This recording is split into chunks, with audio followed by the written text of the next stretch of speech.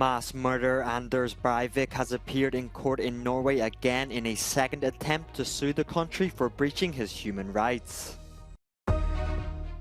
Devastating effects of floods continue for months on.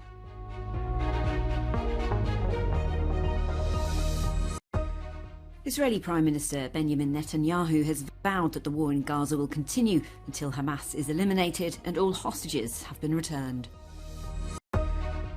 Christopher Nolan's Oppenheimer triumphs at the Golden Globes, winning 5 awards, beating top favourite Barbie. Convicted mass murderer Anders Breivik appeared in court on Monday in a second attempt to sue the Norwegian state for allegedly breaching his human rights. Breivik, a right-wing extremist who killed 77 people in a deadly rampage, appeared before a judge in Oslo, claiming his solitary confinement since being imprisoned in 2012 amounts to inhumane treatment under the European Convention of Human Rights. A similar claim during a case in 2016 was accepted, but later overturned. On the 22nd of July 2011, Breivik killed 8 people in a bomb attack in Oslo before heading to a youth camp on Utøya Island, where, dressed as a police officer, he stalked and gunned down 69 more, mostly teenagers. He has shown no remorse for his attacks, which he portrayed as a crusade against multiculturalism in Norway.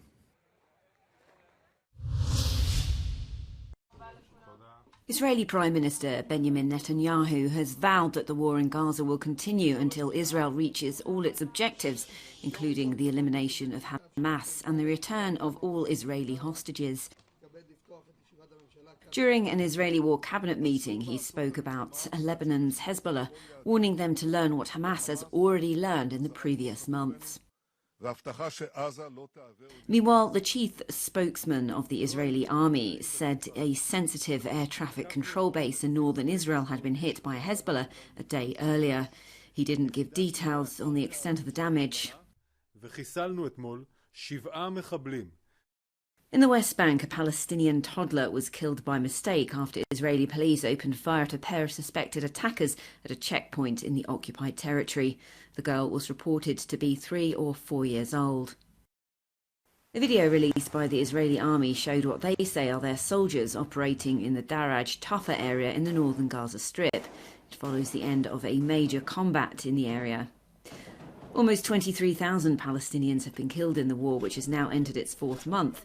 According to the health ministry in Gaza, these have mostly been women and minors. The Hamas-ruled body does not differentiate between civilian and combatant deaths.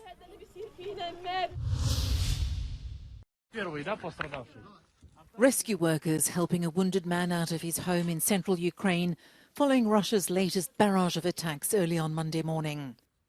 Ukrainian officials say hypersonic and cruise missiles hit residential areas and commercial sites near the front lines in the east, as well as in the central and western parts of the country. They say at least 4 civilians were killed and some 30 others injured in the intense Russian airstrikes. The city of Kharkiv and the surrounding region were among the hardest hit. Russia claims it targeted military industrial sites in Ukraine. The latest salvos follow a weekend of deadly assaults, with Russia's air war showing no signs of easing. Analysts have warned that Moscow was stockpiling cruise missiles as bad weather prevents advances on the ground. Last week, Ukraine said it urgently needed more ammunition for its air defences in order to withstand the intense attacks. European Council President Charles Michel. On Saturday, the former Belgian Prime Minister said he plans to resign from the post a few months early in order to run for a seat in the European Parliament. His announcement has put the bloc's heads of government under pressure to choose a successor before the 1st of July.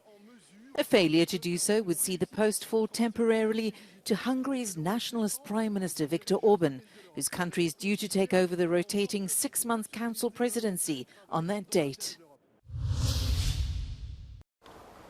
In early September, a severe storm wave named Daniel hit Thessaly in central Greece.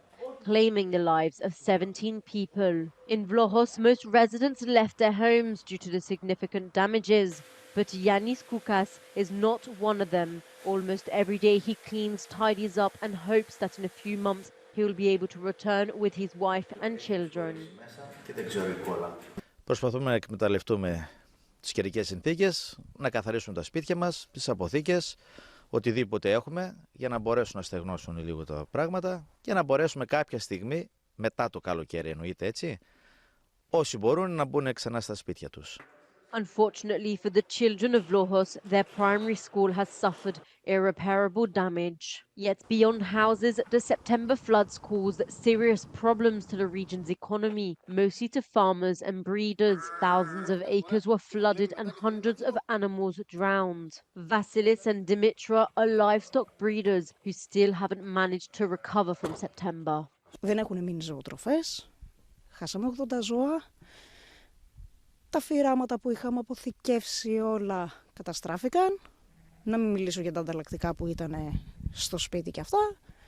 Από χωράφια παραγωγή 0, τίποτα. Και λέμε μπας και καταφέρουμε να το παλέψουμε. The flood victims have many complaints for their government, which they believe has not done enough. But one association says they're grateful to the thousands of citizens from Greece and abroad who rushed to help them. Ευχαριστούμε πολύ τους εθελοντές που μας συγκίνησαν με το ενδιαφέρον. Μας έστειλαν 1002 πράγματα, τα οποία κατανέμουμε ανά οικογένεια. Και έρχεται και παίρνει να πάρουν όλοι εξίσου. Πριν από κάποια χρόνια, οι κάτοικοι της περιοχής ίσως να μην γνώριζαν ακριβώς τι σημαίνει κλιματική αλλαγή ή κλιματική κρίση. Πλέον, έχοντας βιώσει τον πόνο και την απώλεια, ζητούν από την πολιτεία ουσιαστική στήριξη για να ξαναζωντανέψει ο τόπος τους. Ακόμη ζητούν αντιπλημμυρικά έργα, ώστε στην επόμενη μεγάλη κακοκαιρία να μην θρηνήσουν νεκρούς και χαμένες περιουσίες. Από τον Βλοχό Καρδίτσας για το Euronews, Απόστολος Στάικος. A piece of fuselage that blew off an Alaska Airlines flight on Friday has been found in the backyard of a home in Portland in the United States. The door plug tore off the Boeing 737 MAX 9 shortly after it took off from the city en route to Ontario in California, depressurizing the plane and forcing pilots to make an emergency landing. The US Federal Aviation Administration has ordered the temporary grounding of 171 Boeing MAX 9 jets installed with the same panel. Thousands of passengers were left stranded over the weekend after hundreds of flights were cancelled. 3, we have ignition. NASA launched its first rocket to the moon in over 50 years on Monday morning. A new era in spaceflight to the moon and beyond. The Peregrine lander, carried on United Launch Alliance's Vulcan rocket, is also the first ever launch by a private company. Peregrine has been contracted by NASA to carry 5 scientific instruments. These will study the moon's surface environment ahead of human missions later this decade. The buzziest city in the world just got a lot noisier. The tech community is in Las Vegas for CES, the Consumer Electronics Show.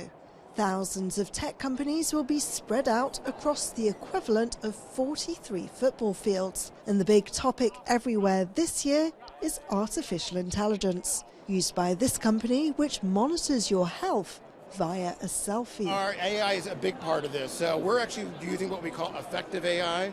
Effective AI, what we're doing is we're taking physiological and psychological biomarkers and we're using that to basically understand your health condition in real time. AI is also being used in space. The AI is very important because since we are working, first of all, with the astronauts, the AI is going to collect the data.